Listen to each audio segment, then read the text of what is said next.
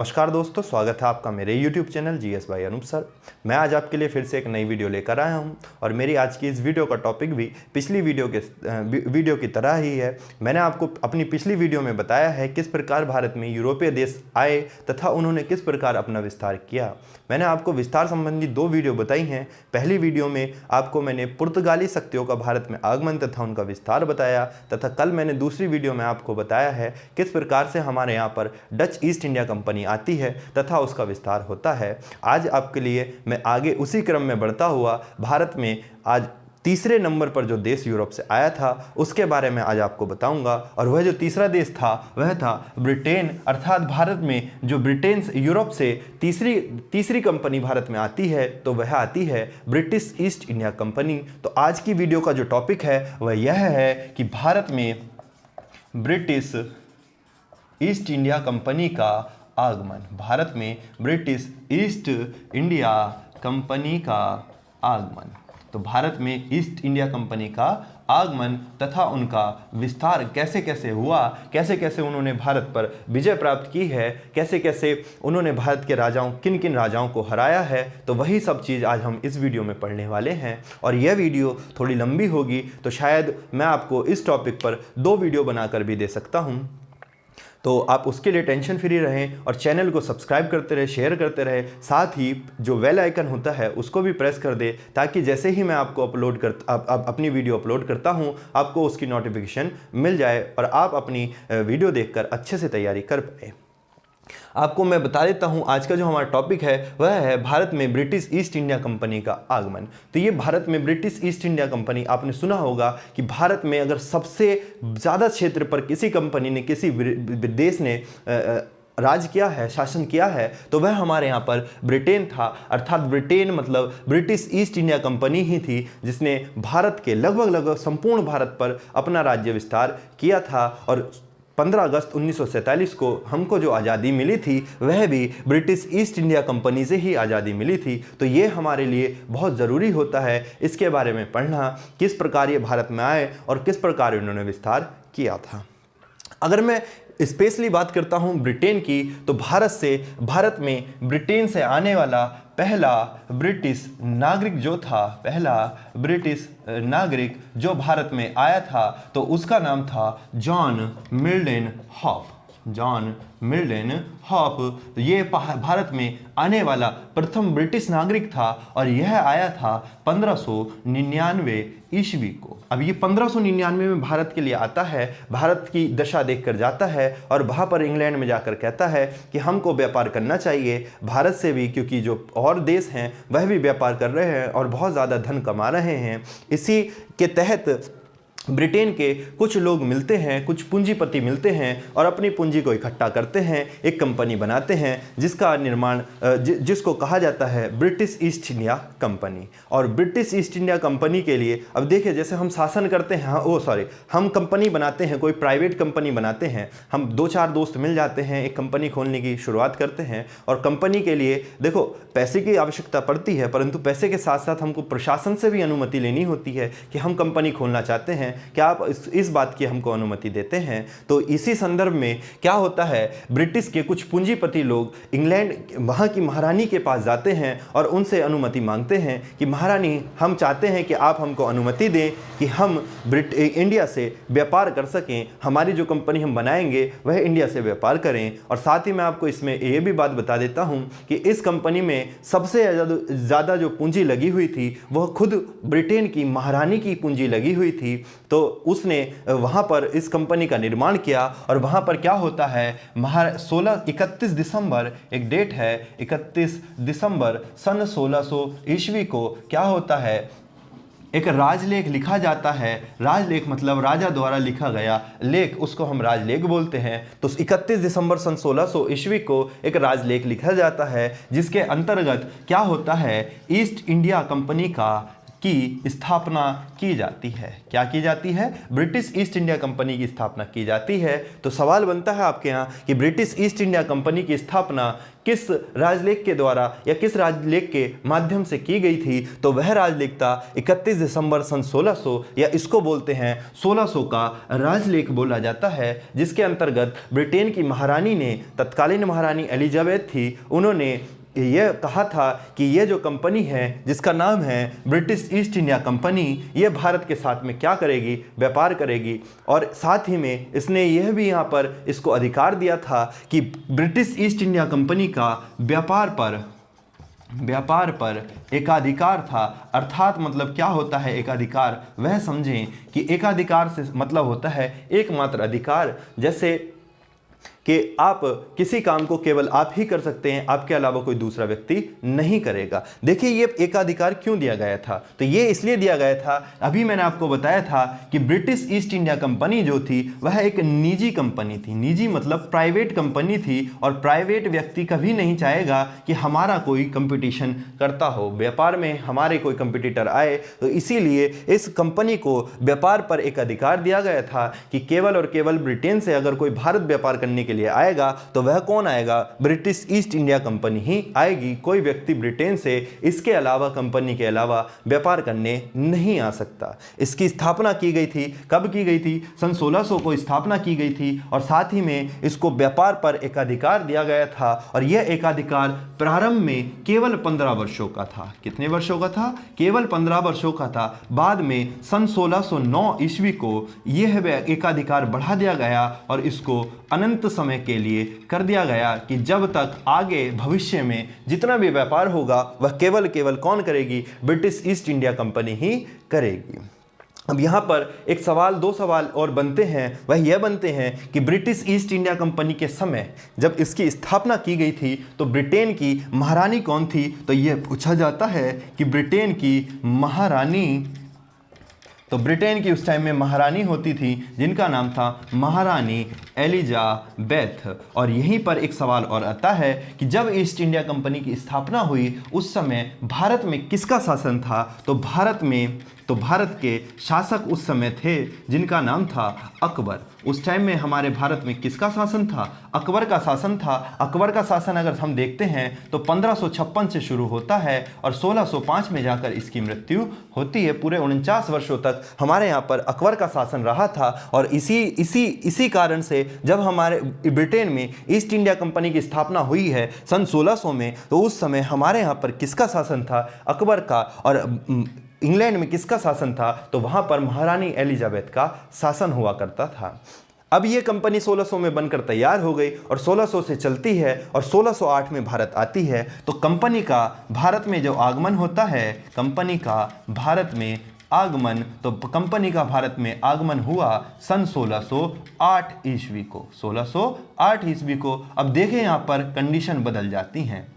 Condition क्या बदलती हैं कि इंग्लैंड की तो महारानी जब भारत में आई थी वो एलिजाबेथ ही रहती है, क्योंकि एलिजाबेथ का समय 1609 तक आता है। तो 1609 में इनकी मृत्यु होती है। तो अर्थात जब कंपनी बनी तब भी इंग्लैंड की महारानी कौन? एलिजाबेथ। और अर्थात जब भारत कंपनी आई 1608 में तब भी इंग्लैंड की महारानी कौन? एलिजाबेथ। परंतु भारत में स्थिति बदल जाती है। भारत में क्या होता है कि जब कंपनी का निर्माण हुआ था, स्थापना हुई थी, तब तो भारत में अकबर का शासन होता है। परंतु जब भारत में कंपनी का आगमन हुआ, कंपनी भारत में आती है, तो 1608 में भारत का जो शासक होता है, तो भारत का शासक जो होता है वह चेंज हो जाता है और अकबर की जगह जहांगीर मुगलों की गद्दी पर, दिल्ली की गद्दी पर बैठ जाता है। तो यहाँ पर दो सवाल आते हैं कि कंपनी के आगमन के समय भारत का शासक कौन था? तो कंपनी के आगमन के समय भारत का शासक अकबर था। और कंपनी के स्थापना के समय भारत का शासक कौन था? अकबर था। और कंपनी के आगमन के समय भारत का शासक कौन था? तो वह था जहांगीर, भारत का शासक था। आगे देखो, अभी हमने आपको बताया कि सन 1608 ईस्वी को हमारे यहाँ पर ब्रिटिश ईस्ट इंडिया कंपनी का होता है आगमन। और ब्रिटिश ईस्ट इंडिया कंपनी जो भारत में आई थी वह किसके यहाँ पर आई थी? तो ये आई थी जहांगीर के शासनकाल में। और जहांगीर के शासनकाल में जब आई थी तो ब्रिटिश ईस्ट इंडिया कंपनी का पहला जो गवर्नर भारत आया था उसका नाम था सर कैप्टन हॉकिंस। कौन थे वो? कैप्टन हॉकिंस, और कैप्टन हॉकिंस भारत में कंपनी की तरफ से आने वाला प्रथम गवर्नर कहा जाता है जो जहांगीर के शासनकाल में आया। और जहांगीर के दरबार में कैप्टन हॉकिंस जाते हैं और कैप्टन हॉकिंस भारत जहांगीर के दरबार में जाकर तुर्की भाषा में संवाद करते हैं। किस भाषा में? तुर्की भाषा में संवाद करते हैं। और तुर्की भाषा में संवाद करने का फर्क यह होता है, असर यह होता है कि यहाँ पर जहांगीर बहुत प्रसन्न हो जाता है। अब देखिए जहांगीर के प्रसन्न होने का कारण क्या था। भारत में या मुगलों की जो मातृभाषा थी या उनकी जो प्रशासनिक भाषा थी वह खुद तुर्की भाषा थी। और एक विदेशी व्यक्ति कैप्टन हॉकिंस ब्रिटेन का होने के बावजूद कि कौन सी भाषा का प्रयोग करता है? तुर्की भाषा का। तो जहांगीर इससे खुश होता है और खुश होकर यहाँ पर कैप्टन हॉकिंस को 2-3 बातें कह देता है। एक तो इसको इंग्लिश खां की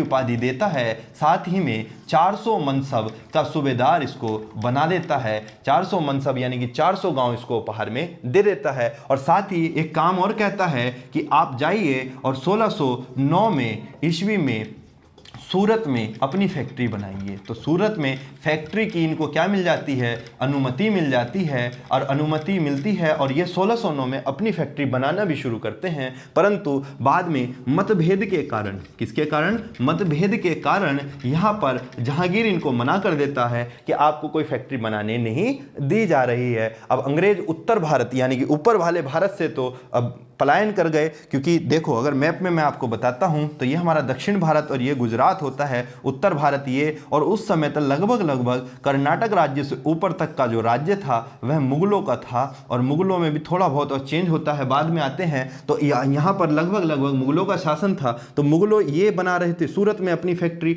और मुगलों के यानी कि जहांगीर ने यहाँ पर बनाने से कर दी मना।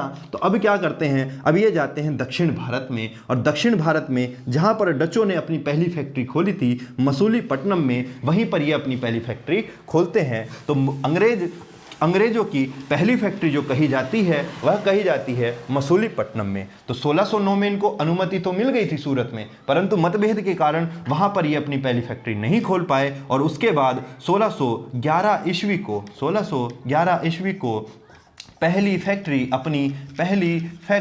ये खोलते हैं। कहाँ पर? मसूलीपट्टनम। कहाँ पर खोलते हैं? मसूलीपट्टनम में ये फैक्ट्री खोलते हैं। और मसूलीपट्टनम आपका आंध्र प्रदेश राज्य में पड़ता है। तो वहाँ पर इन्होंने अपनी पहली फैक्ट्री खोली, परंतु इनका जो दिल था वो कहीं ना कहीं यही कह रहा था कि हमको कहाँ पर? उत्तर भारत में जाना चाहिए, क्योंकि जितने भी यूरोपीय देश और थे इनके अलावा जो इनसे पहले आ रखे थे, वो पुर्तगाली हो या डच हो, वो सारे के सारे दक्षिण भारत में थे। तो यहाँ पर तो कंपटीटर बहुत ज़्यादा थे। उत्तर भारत में मुगलों का शासन था, वहाँ पर कोई भी विदेशी और ताकत नहीं थी, जिस कारण से अंग्रेजों की जो निगाह थी या ब्रिटिश ईस्ट इंडिया कंपनी की जो निगाह थी वह उत्तर भारत में थी। और इसी क्रम में क्या होता है? एक घटना घटती है 1612 ईस्वी को। कब होती है? 1612 ईस्वी को सूरत के पास एक जगह होती है जिसका नाम होता है सल्लावी। और सल्लावी का एक युद्ध होता है। और सल्लावी के युद्ध में क्या होता है? पुर्तगाली और वर्सेस में युद्ध होता है अंग्रेजों का, जिसमें अंग्रेज जीत जाते हैं और पुर्तगाली हार जाते हैं। अभी इसको देखकर जहांगीर बहुत खुश होता है, क्योंकि जहांगीर को कहीं ना कहीं पुर्तगाली शक्तियों से भी सामना करना पड़ रहा था। पुर्तगाली जो थे वो मुगलों के कहीं ना कहीं दुश्मन थे। और यहाँ पर अंग्रेजों ने पुर्तगालियों को हरा दिया। अर्थात जहांगीर यहाँ पर बहुत प्रसन्न हुआ कि हमारी सेना जो नहीं कर पाई वह कौन सी सेना ने कर दिया? अंग्रेजों ने कर दिया। और बाद में इसको फिर से अनुमति दे दी जाती है अंग्रेजों को कि आप आइए और सूरत में फैक्ट्री खोलिए। तो अपनी पहली फैक्ट्री कहाँ पर खोली इन्होंने? पहली फैक्ट्री खोली 1611 ईस्वी में मसूलीपट्टनम में। उसके बाद इनको अनुमति मिली कि आओ और आप सूरत में क्या कर लीजिए? फैक्ट्री खोल लीजिए। तो उसके बाद ये समय नहीं लगाते हैं और 1613 ईस्वी को अपनी पहली आधिकारिक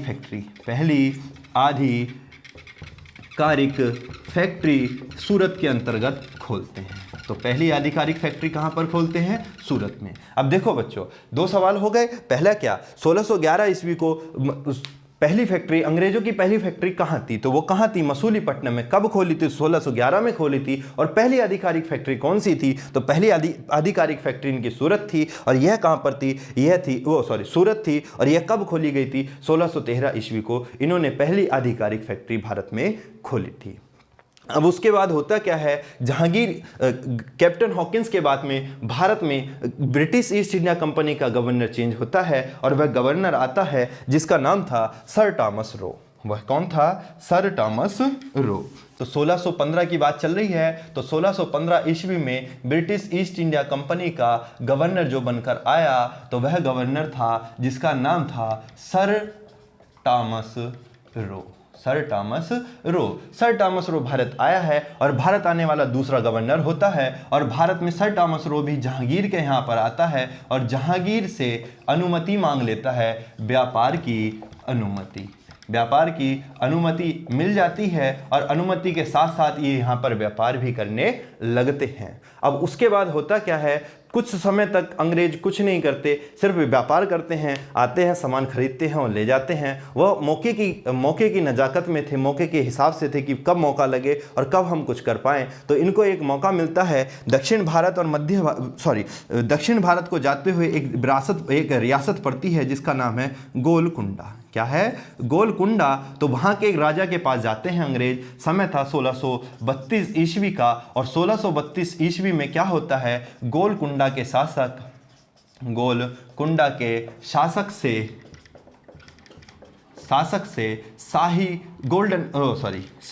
शाही फरमान या उसको बोलते हैं स्वर्ण फरमान। क्या होता है? गोलकुंडा के शासक से स्वर्ण फरमान लेते हैं और स्वर्ण फरमान में था क्या वह देखिए। तो स्वर्ण फरमान में यह था, गोलकुंडा का शासक अंग्रेजों को स्वर्ण फरमान देता है और स्वर्ण फरमान के माध्यम से इनको अनुमति मिल जाती है कि 500 पैगोंडा देकर ये क्या कर सकते हैं, गोलकुंडा से बिना किसी कर के, और इसके अलावा कोई कर नहीं देना। कितने देना था? 500 पैगोंडा देना था। 500 पैगोंडा देकर ये पूरे गोलकुंडा से यहाँ से व्यापार कर सकते हैं। तो यह इनको कहीं ना कहीं पर बहुत फायदा होता है। उसके बाद होता क्या है, समय आता है 1639 ईस्वी और 1639 ईस्वी में क्या होता है, एक राज्य था जिसका नाम था चंद्रगिरी और चंद्रगिरी के राजा से एक व्यक्ति आता है, अंग्रेज गवर्नर था उस समय 1639 में, जिसका नाम था फ्रांसिस डे। और फ्रांसिस डे क्या करता है, चंद्रगिरी के राजा से मद्रास ले लेता है। क्या ले लेता है? मद्रास, यानी कि जिसको आज हम चेन्नई के नाम से जानते हैं, वह ये लीज पर ले लेता है, किराए पर ले लेता है और मद्रास में अपनी पहली फैक्ट्री खोलता है 1639 के अंतर्गत। उसके बाद क्या होता है वह देखिए, ये स्थिति आती है उत्तर भारत के समय की। 1651 का समय था और 1651 में उत्तर भारत में शाहजहां का शासन होता है। किसका शासन होता है? शाहजहां का शासन होता है और शाहजहां के शासन काल में ये उत्तर भारत अर्थात कहां पर, हुगली से क्या कर लेते हैं, व्यापार की अनुमति मांग लेते हैं। हुगली से व्यापार की इनको अनुमति मिल जाती है और यहाँ पर ये हुगली, यानी कि जो हमारा हुगली नदी यानी कि पश्चिम बंगाल वाला क्षेत्र होता है, वहाँ से इनको 1651 में शाहजहां के राज दरबार में जब शाहजहां का शासन होता है तो हुगली से इनको व्यापार की अनुमति मिल जाती है। और हुगली से भी व्यापार की क्या अनुमति मिलती है, तो वहाँ हुगली यानी कि बंगाल का एक सूबेदार था और सूबेदार का नाम था शाहसूजा। क्या नाम था इसका? शाहसूजा। और शाहसूजा से एक फरमान ले लेते हैं जिसको निशान कहा जाता है। तो निशान पास ले लेते हैं और निशान पास के थ्रू होता क्या है, तो निशान पास के थ्रू ये हुगली वाले क्षेत्र से क्या कर लेते हैं, व्यापार की अनुमति मिल जाती है, व्यापारिक अनुमति इनको प्रदान कर दी जाती है। इस प्रकार आगे हम और भी अपनी अगली वीडियो में जो पढ़ेंगे वह यही पढ़ेंगे, अंग्रेजों ने 1651 के बाद में भारत में कैसे कैसे नए अपने व्यापारिक केंद्र खोले और कैसे कैसे कहाँ कहाँ पर किस किस राजा को हराया।